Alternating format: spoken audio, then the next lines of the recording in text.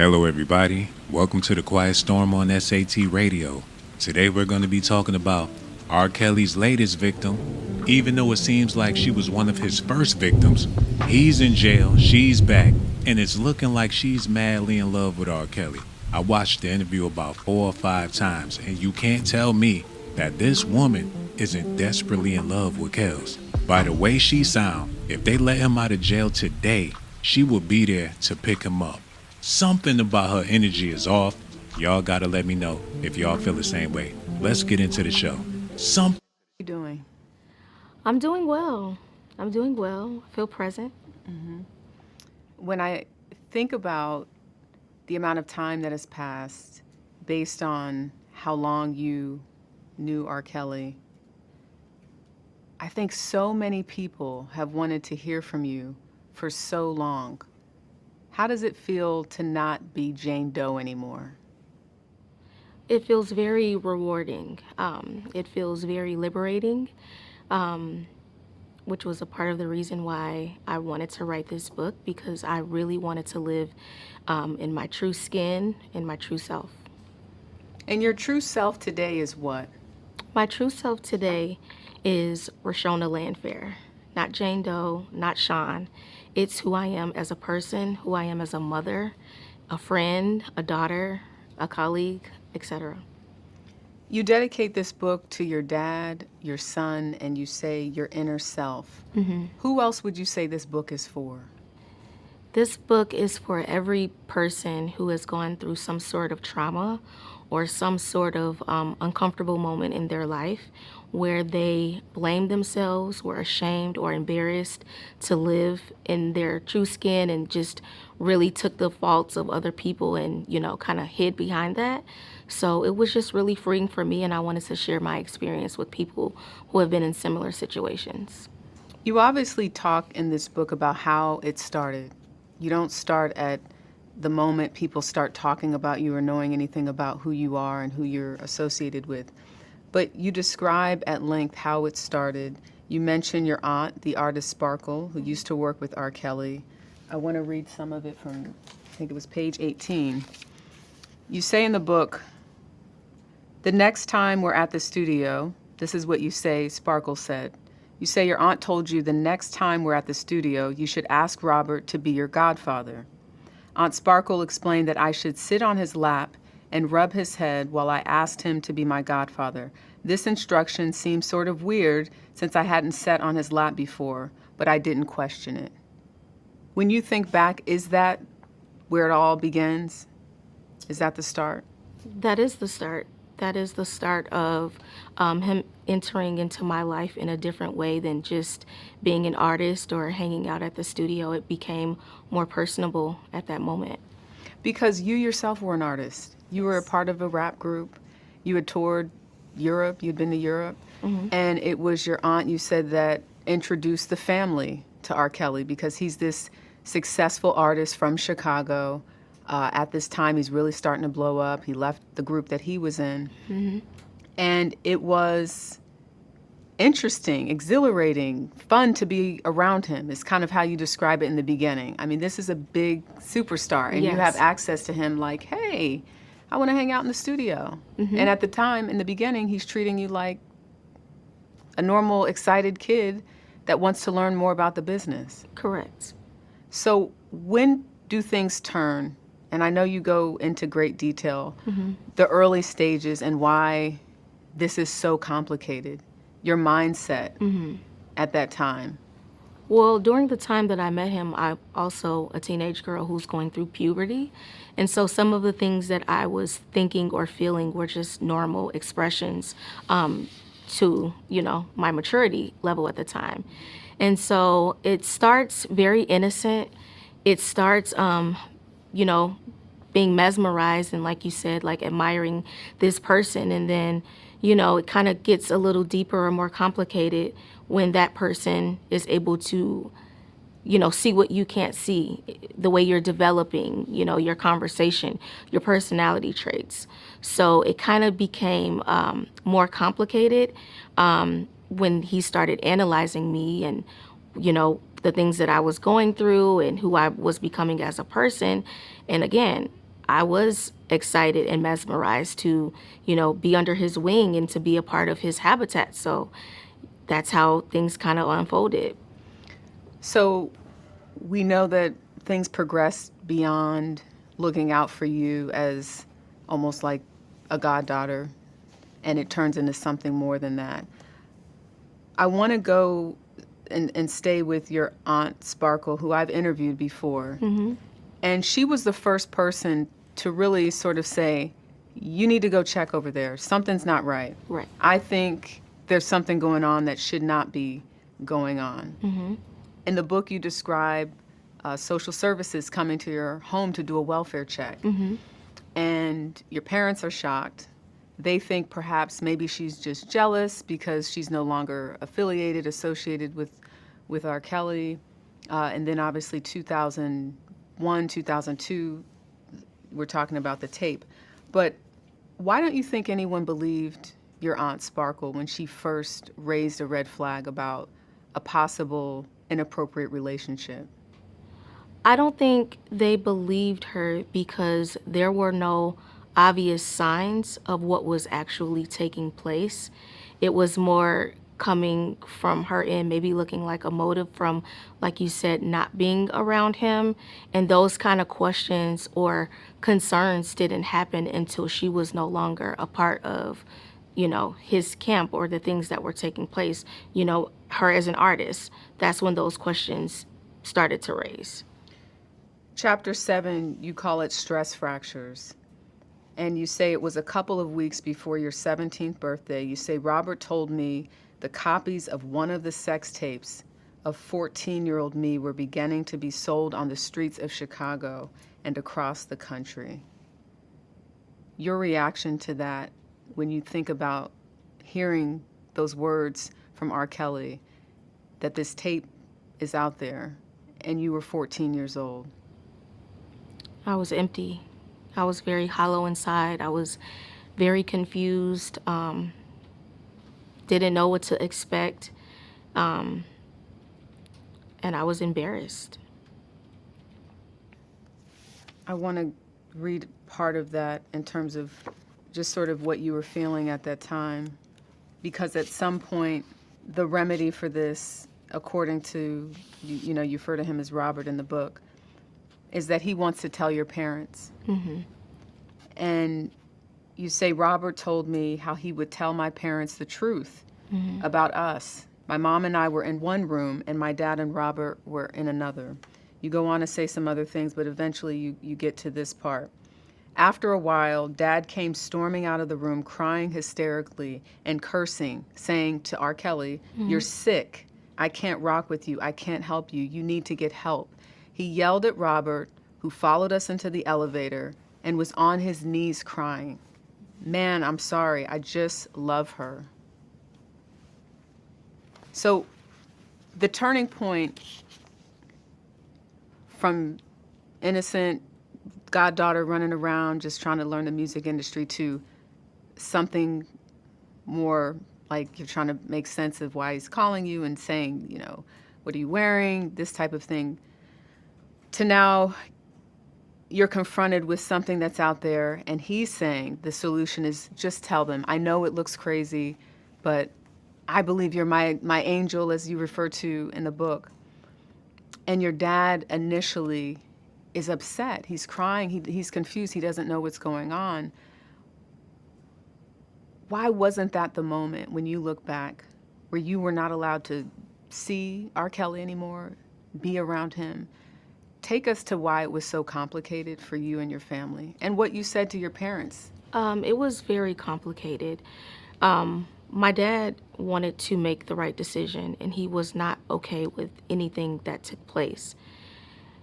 I was more under Robert's brainwash. I was more under his spell, and he utilized me against my parents, making threats of suicide and doing different things out of desperation to convince them to not turn on him. And because I had been groomed for so long to carry out this mission and also not want that girl on the videotape to be myself, I thought in my little mind that maybe that was the best approach. We felt more protected and had more resources and help through him than taking matters into our own hands with this celebrity and the industry and not wanting to be the people to end R. Kelly and deal with hatred and many things. So, I mean, I'm not here to sugarcoat any shortcomings of my parents or myself, but at the time, that's what made us feel the safest. You felt as though R. Kelly was holding all of the cards, had all of the power. He did.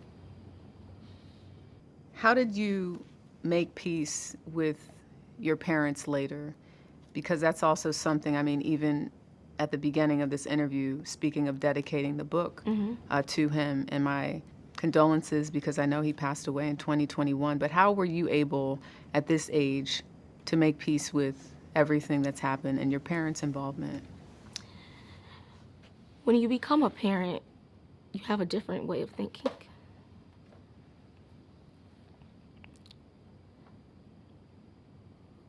But I also look at the other women and the other survivors and the other, people who, he dealt with, who lost total communication with their parents and their families and literally lived everything that he made them think or everything that they made him feel. Yeah. So, in a sense of why it might be presented to look a certain way, my parents actually saved me. They're the reason why I'm sitting here today.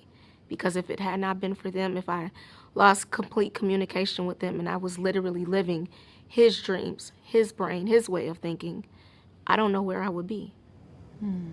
Mentally, physically, or emotionally.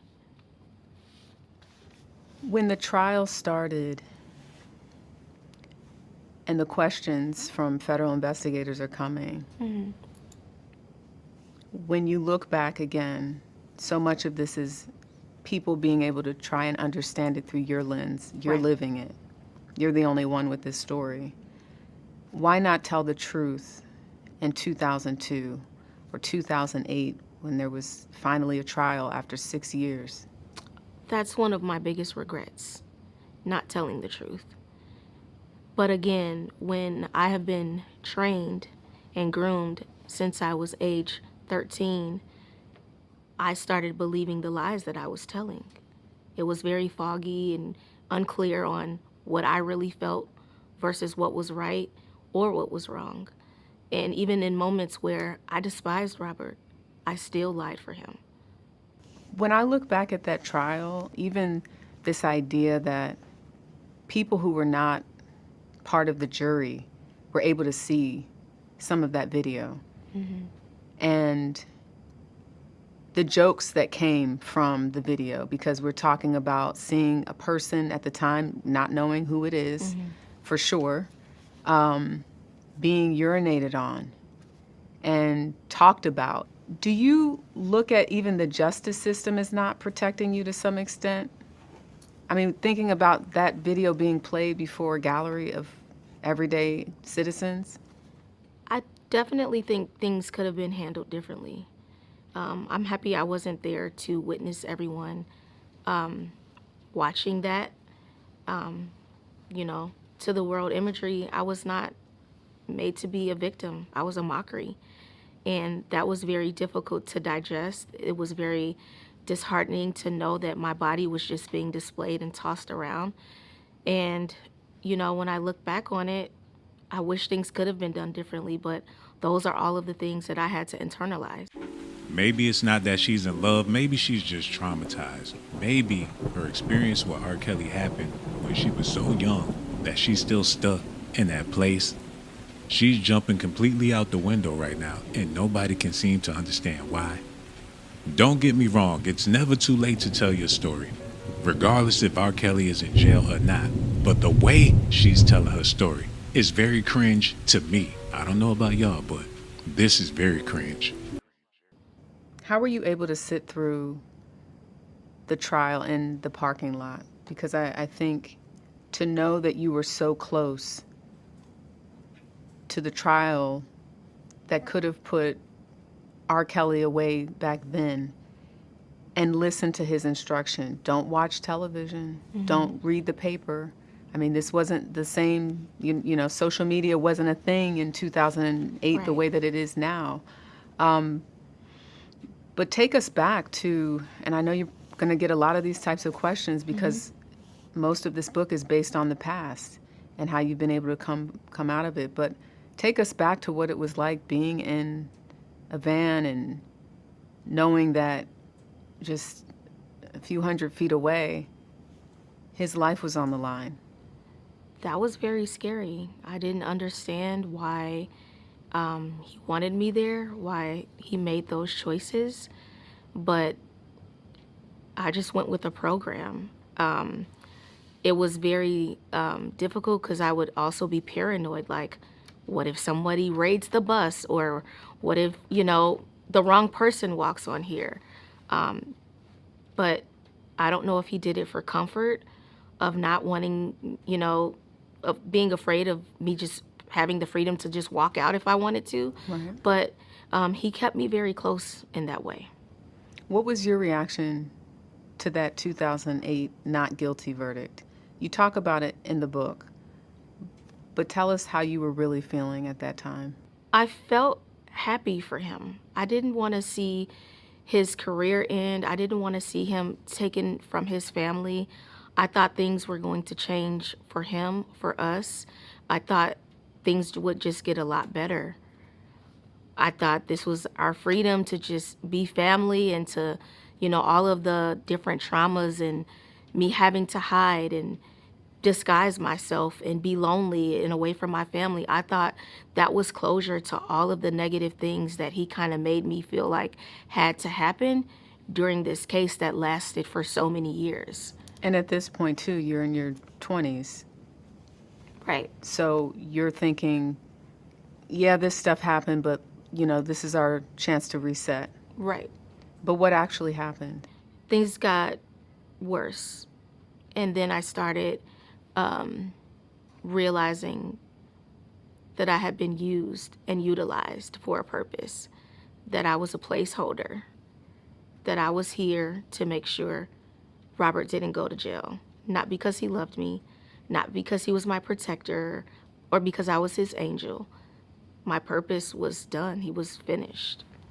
And you talk about moving out and starting your own, going on vacation, really getting a taste of what it is to be independent. But even though you left R. Kelly, you left the home, you never quite left his orbit. Explain. That was definitely me operating out of cognitive dissonance. It was more so like I knew things were wrong. I knew everything that I went through, but this is all I've known for the majority of my life. This is the behavior that was my normal and that I felt like was okay. Mm-hmm. So I was kind of afraid to operate outside of him. I didn't know what to do. I had to literally learn myself from a 12-year-old girl up into who I was to today. Yeah. And that was hard to It was very completely let difficult. go. January 3rd, 2019, Surviving R. Kelly airs. Mm-hmm. Did you see all six? It's a 6-part series. Did you see all of it? I or don't just some of it? know if I saw all of it, but I saw enough. And you thought then? That was the spirit of conviction came over me during that moment. Because of that documentary, that docuseries. Yes. And when you say the spirit of conviction, what do you mean by that? Somehow I felt responsible that he was able to hurt so many more people. During the time, I thought maybe these were just sexual fetishes that he had with me. Maybe this was just abuse I was going through. But when I saw that his behavior had gotten so much worse, and he was allowed to hurt so many people because I lied, that did not sit well with me as an adult, as a woman. Is that the moment you decided you were going to cooperate with federal investigators? Yes. It was in that moment. I couldn't do it anymore. Yeah. It was a breaking point for me, for sure. I really want people to understand your perspective about how difficult this was and the psychological factor, because You put it out there in the book because you want people to understand it. It's almost like you're talking to the reader at times when you say, now listen, I know you might think this, or even the way you've protected folks in the book. You don't really go in about things you clearly know. It's almost like you are saying, I want to stick to my story, and I don't want to make judgment on other people for their decisions. That is right. But you talk about this conflict of a back and forth, even with the text messages that the defense showed in court to say, wait a minute, they were texting like, hey, how's it going? Are you good? I'll call my mom. She recently lost her mom. And, they're trying to create this image that you're fine. For people that don't understand what that's like to be you and in that position, help folks understand this, you say the cognitive dissonance, but also this back and forth dance of trying to tell yourself, I'm good, I'm fine. Yeah. That's why we're cool. Almost like you almost have to have that power too to say, To you don't convince have power myself. over me because see, look, we're good. You can text me and I'll text you back. That is very true. And what I will say about that is not everything about Robert was terrible, even though it was that way most of the time. Not everything about him. This was a person that I did feel like I loved and that I grew into loving. And he was family in some areas. Not everything about him was terrible. The moments were, though, very frequently. But it was just a battle of me convincing myself, like, I made it out. I'm good now. I can be cool with him. I can see him with other women. I tried to maintain whatever friendship. I still loved his children. And, honestly, I cared about his well-being, even outside of just, like everything that was happening. So it was a battle internally for me to fully, let go of somebody that I had been groomed into fully being dependent upon. In March of that same year, so shortly after the R. Kelly docuseries comes out on Lifetime, Gayle King sat down with him and the two women that he was in a relationship with at the time. Did you happen to see that? I did.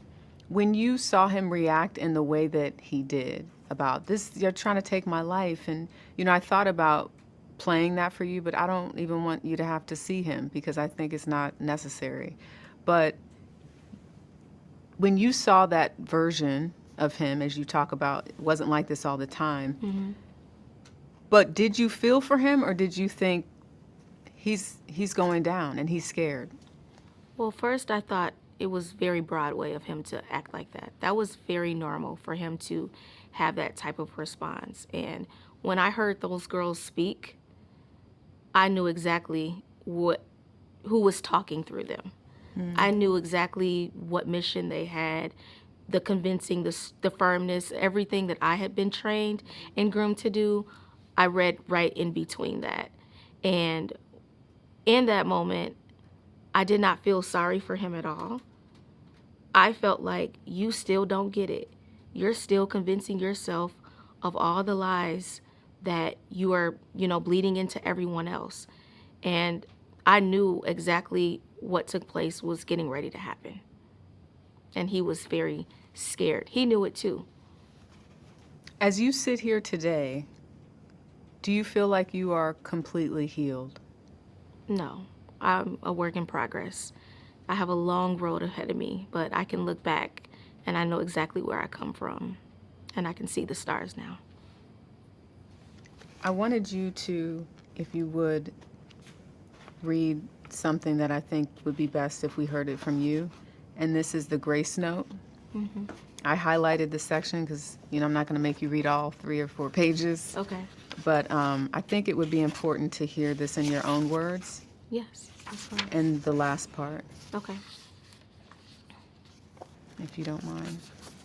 Thank you. You're welcome. Dear beautiful soul, it's you. It's always been you. You were the girl with saucers for eyes, and the world was a buffet spread out in front of you. You were the girl who spit rhymes and played basketball with all you had. You loved your parents and especially your baby brother. You loved going to church. You were a friend. Rashona Landfair. Don't believe yourself not to be good enough. There is no yardstick for good enough. You were a girl, perfectly imperfect human being. You could not have lived your life in reverse. There was no way for you to know what you know now. So if you don't remember anything else, remember that children don't protect themselves from danger. Let go and let God. No one else holds power over your mind, body, or spirit. It's taken a while for you to arrive at the sure footing of this knowledge, but it's a good place to be. This is your moment. It's good to be you. God willing, you have more living and loving and growing to do. Go live in your truth and walk in your light.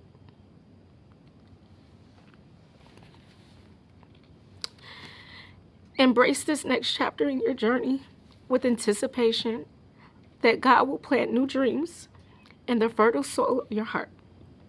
Love you times infinity. Rashona.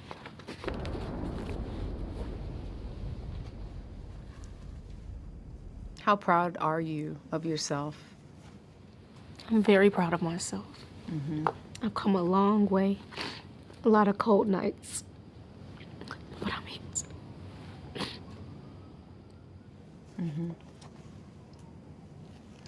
Thank you so much. Thank you. And what she said there at the end is, but I am here today. And that is really at the core of her book. She's now a mother of a 5-year-old son. We did reach out to her aunt Sparkle, who said she is relieved that Rashona is in her healing journey. Sparkle also said this: any suggestion that I groomed, facilitated, or enabled harm to my niece is untrue and deeply painful. As for R. Kelly, who is currently serving sentences for 2 federal convictions, an attorney representing him told us they could not comment on specific allegations. Maybe it's just me, but it sounds like she has some deep feelings for R. Kelly. And if that's the case, she needs to say that first, because we don't know if she's a victim, an ex-lover, is she his soulmate. It's not like she's trying to hurt R. Kelly, because he's already messed up. There's nothing more you can do to R. Kelly at this point. A lot of people saying that it's a money grab, and that may be true. But if you ask me personally, I think that her feelings are so deep for R. Kelly that she's upset that they can't rekindle their flame because he's in jail. I know that sounds crazy, but that's how she's coming off to me. Please let me know how you feel about this in the comment section below. I really do appreciate y'all. Make sure you do me a favor, hit that like button, subscribe to the channel, and thank you for tuning in to The Quiet Storm. Can't let you go, baby, I can't let you go. Baby, I can't let you go. Baby, I can't let you go. No, baby, I can't let you go. Baby, I can't let you go. Baby, I can't let you go. Baby, I can't let you go. No, baby, I can't let you go. Baby, I can't let you go. Baby, I need you at home. I don't wanna be alone. No, baby, I can't let you go. Baby, I can't let you go. I don't wanna be alone. Baby, I can't let you go. No, baby, I can't let you go. Baby, I can't let you go. What y'all know about that? What y'all know about that? Y'all don't know nothing about that, man. I want to thank everybody that's watching for tuning in, man. We doing experimentations on S.A.T. It's about to be some changes. Already making some differences. So give yourself a round of applause by participating in my little experiment, man. Hey, there need to be some changes. And I feel like this young lady had every right to say what she had to say. She's a victim, and she got the right to tell her story. All I'm saying is, it seemed like she madly in love with R. Kelly to be speaking on this man all these years later. Hold Oh my God, experiment gone bad. Experiment gone bad. Turn that shit off. Turn it off. We working it out, man. We working out the kinks. I want to thank everybody for tuning in. It means the world to me. Y'all appreciate it. Oh shit, my alarm going on. I'm about to get out of here, man. Y'all let me know. Humble Waters is in the building. That's something I wasn't expecting to see. And you know, it been real cold without Humble Waters, man. And that's a good sign for the channel and everything that she's back. Because we doing new stuff, we experimenting, we figuring it out for the future. AI is on the verge. We gotta get this shit right. And I feel like old school is the way to go, because there's a lot of older people out there that's passing, and we'll never get people like them ever again. So authenticity is necessary in the world, and I'm doing my part while I'm still living. So this is just a tester. You know, we speaking on R. Kelly or whatever the case is, because I know that there's people out there scratching their heads about this whole situation, but it's only so much you can say at this point. You really can't go in on this chick like that. So that's why instead of me going in on her, I asked a question. What y'all think about it? Because my personal opinion, I could be wrong. I'm not trying to convince nobody that I'm right. But my personal opinion is that this woman trying to do a quick little swift money grab, but you can't put that on the mainstream blog, on the media, and say no shit like that.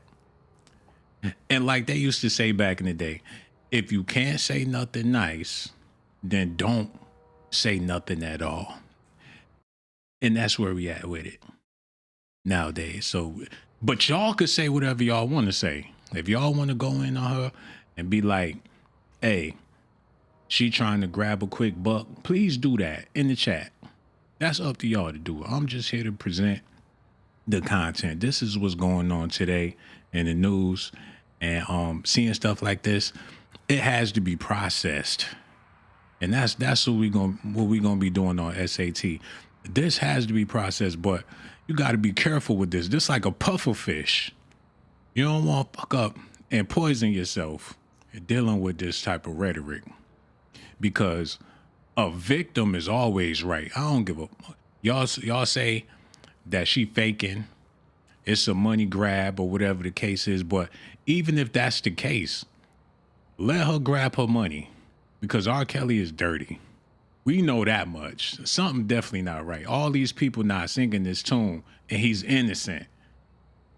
Hell, the tunes he been singing let us know that he's guilty.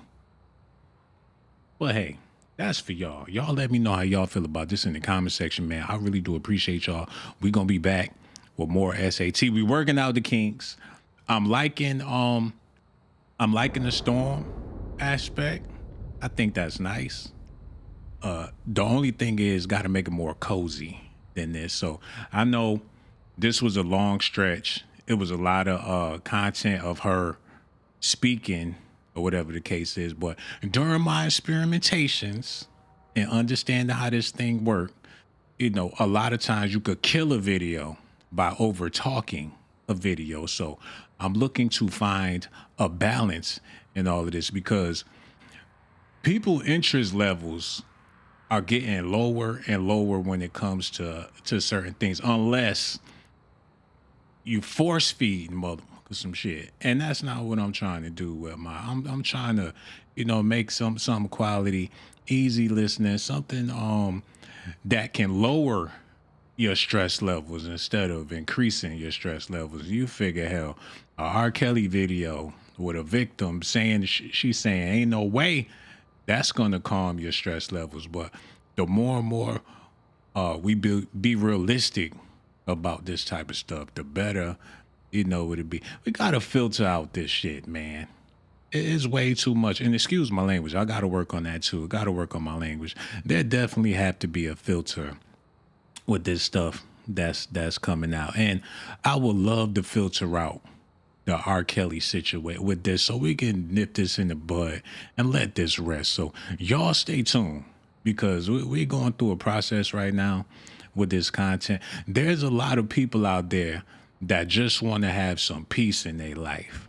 And when they get on social media or whatever, they bombard it with a lot of negativity. And there's nothing you can do to stop the negativity. Always been there, always gonna be there. And there's no way you can be 100% positive.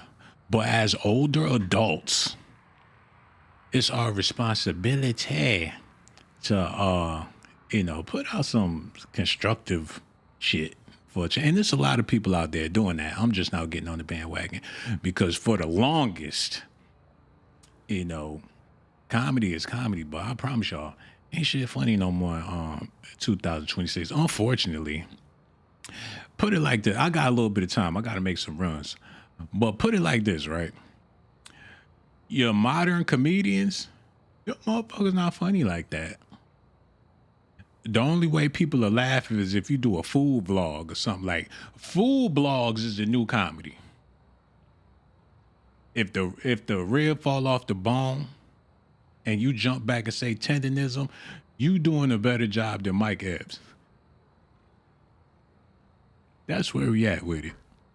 And this is dangerous to even be speaking like this or to be going this route in the media world. That's like career suicide. But I promise things are gonna get filtered out because it's getting ridiculous out here with the shit. So y'all stay tuned. We working out the kinks.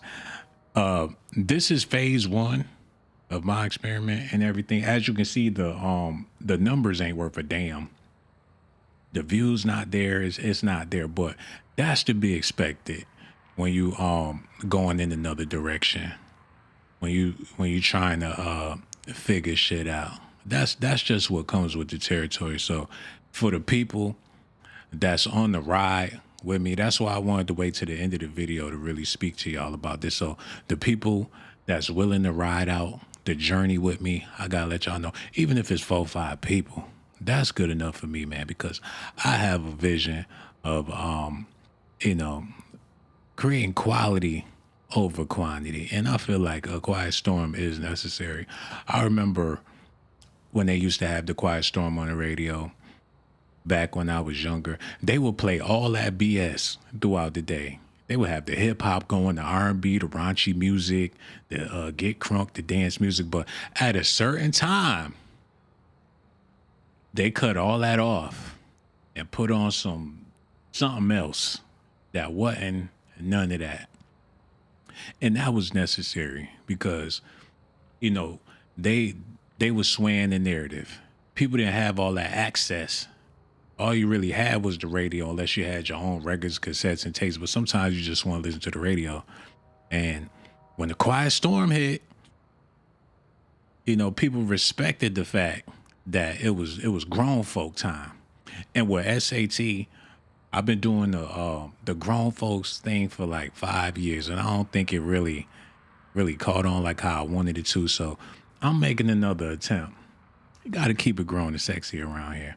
And ain't nothing grown. It's something grown about R. Kelly, but it ain't nothing sexy about none of the stuff that's happening with R. Kelly. So I'm gonna run this back again tonight. We gonna do this again. And the next test that we run with this, I'll be more vocal. So y'all stay tuned for that. We gonna get that popping tonight. Like I said, I got some stuff I gotta do. But when we run this bad boy back, this is phase 1. We're gonna do phase 2 tonight. And I'm praying that all y'all be present. Keep a lookout for it. We're gonna do this one more again and get it all the way right. And I gotta let y'all know that y'all appreciate it, man. Y'all stay tuned. It's 2:00 now. Still plenty of time in the day. Y'all be blessed. Y'all be good out there. Stay prayed up. And we gonna be back with more of that quiet storm on S.A.T Radio. So much love for y'all. Y'all be good out there, no doubt. Okay, go ahead, cut it off.